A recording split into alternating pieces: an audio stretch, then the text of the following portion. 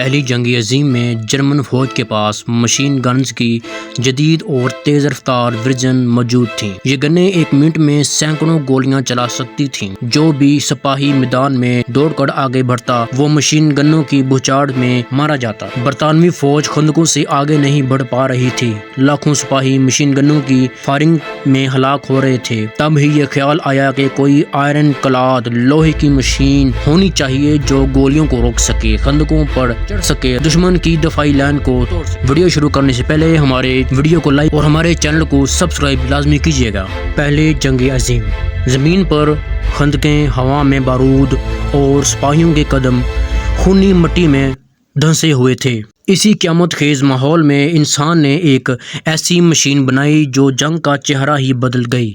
یہ تھا دنیا کا سب سے پہلا ٹینک، مارک 1 ٹینک۔ 1916 کے جنگ کے میدان میں جہاں پہلی بار ایک دہاتی دیو دشمن کے خندقوں کو رونتا ہوا آگے بڑھ رہا تھا، یہ ہے مارک 1 ٹینک کی سچی اور حیرت انگیز کہانی۔ اس کے موجد کون تھے، اس نے کیا دشمن کو شکست دی تھی اور کیا واقعی اس نے جنگ کا پاسا پلٹ دیا تھا، چلیے جانتے ہیں۔ جنگ عظیم اول میں خندقوں نے جنگ کو جام کر دیا تھا۔ فوجیں ایک دوسرے کے سامنے خندقوں میں چھپی ہوئی تھیں اور آگے بڑھنا تقریباً ناممکن ہو چکا تھا۔ ایسے میں ایک انگریز افسر لیفٹیننٹ کرنل ارنسٹ نے یہ تصور پیش کیا کہ کیوں نہ ایک ایسی مشین بنائی جائے جو خاردار تاروں کو کچل سکے، گولیوں سے محفوظ ہو، خندقیں پار کر سکے۔ یہی آئیڈیا تھا دنیا کے پہلے ٹینک کا۔ اس آئیڈیا کو حقیقت میں بدلنا برطانوی انجینئر سر ولیم ٹرائٹن نے اور ڈیزائنر والٹن ولسن نے دیا۔ انہوں نے فوسٹر کمپنی میں مارک 1 کو تیار کیا تھا۔ مارک 1 کو پہلی بار 15 ستمبر 1916 کو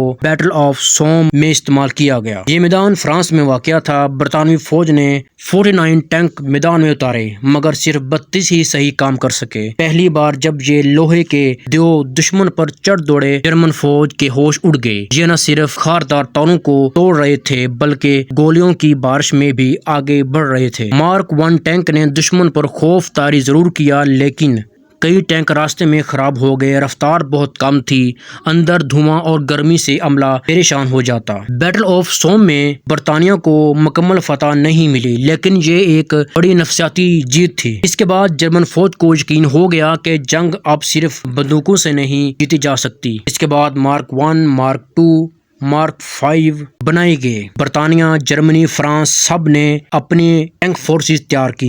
دوسری جنگ عظیم تک ٹینک جدید جنگی ہتھیاروں کا اہم حصہ بن چکے تھے۔ اس ٹینک کو بنانے کا ایک بہت بڑا مقصد تھا۔ پہلے جنگ عظیم سے پہلے فوجی بندوقیں استعمال کرتے تھے لیکن پھر آئی جرمن مشین گن اور اسی مشین گنز کا مقابلہ کرنے کے لیے برطانیہ نے بنایا دنیا کا سب سے پہلا ٹینک، مارک 1 ٹینک۔